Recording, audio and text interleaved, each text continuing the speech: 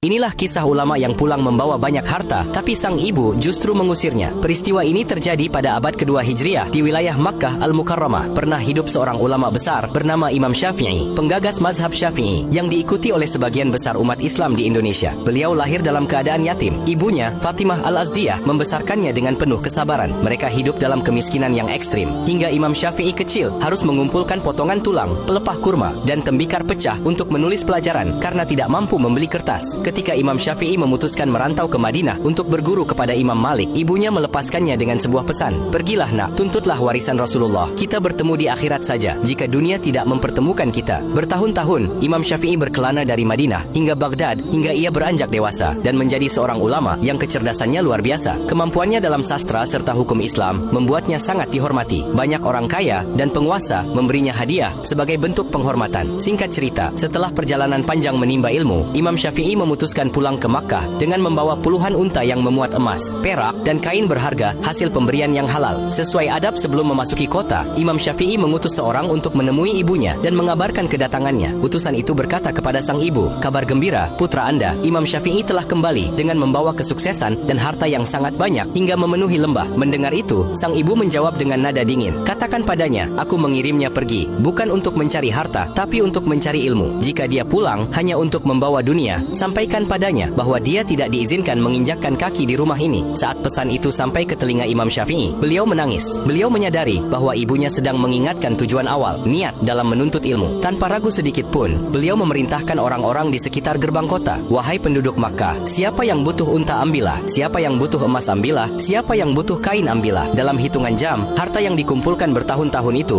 habis dibagikan kepada fakir miskin di pinggiran Makkah. Beliau hanya menyisakan tumpukan kitab, catatan ilmu, dan pakaian yang melekat di badannya. Imam Syafi'i kembali